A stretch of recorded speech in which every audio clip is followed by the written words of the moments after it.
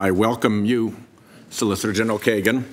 You come before the committee today with a remarkable record of achievement in the law. You've been a great student and scholar of the law, a skilled practitioner, and a dedicated public servant. In the course of more than 2 centuries, 111 justices have served on the Supreme Court. Only 3 have been women. If you are confirmed, you would be the 4th, and for the first time in its history, 3 women would take their places on the bench when arguments are heard in the fall. If confirmed, you will bring to the court an impeccable resume and a formidable track record of accomplishments. And you will bring a new perspective to the bench, as each new justice does, based on your life and on your career. Elena Kagan earned her place at the top of the legal profession. Her legal qualifications are unassailable. As a student, she excelled at Princeton, Oxford, and Harvard Law School. She was a law clerk to the great Supreme Court Justice Thurgood Marshall. As Dean of the Harvard Law School, your efforts to reach out to conservative faculty and students are well documented. Professor Charles Freed, who served as President Reagan's Solicitor General and who now teaches at Harvard, praised you for recruiting excellent teachers from across the ideological spectrum and for your effort to make sure students had every point of view and felt as if they were part of an intellectual and professional enterprise. You have developed a reputation as someone who can reach out to those with whom you may not agree and work together. And I think that's a skill that will prove to be very useful and valuable if you are confirmed. You also have an impressive education. You've worked at the highest levels of government, and you've taught and written about the law.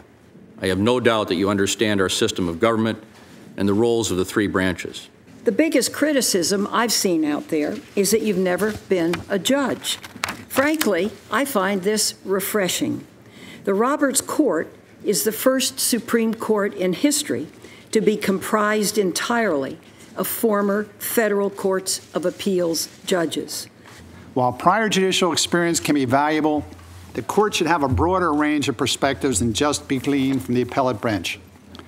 General Kagan, you bring valuable non-judicial experience and a freshness of perspective that is lacking on the current court. Her down-to-earth views and her exceptional leadership skills mean this: Elena Kagan has great potential to moderate a court that is veering out of the mainstream and bringing it back to the 21st century. She is the right person at the right time. Like Justice Stevens, Elena Kagan is a known consensus builder. She is also an unquestioned legal scholar, a proven leader, and a dedicated public servant. You've shown remarkable skill as a lawyer for our government and remarkable candor as one of its critics, say, for example, about Supreme Court confirmation hearings. I like that. And I want to see that legal skill in action. I want to see if you might continue the work of Justice Stevens.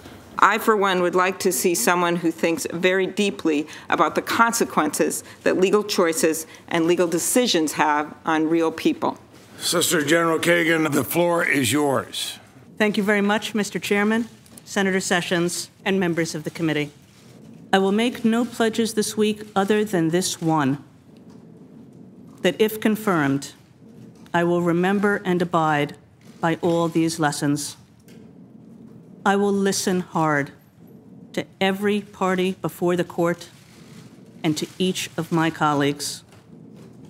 I will work hard, and I will do my best to consider every case impartially, modestly, with commitment to principle, and in accordance with law. That is what I owe to the legacy I share with so many Americans. Thank you, Mr. Chairman. Thank you, members of the committee.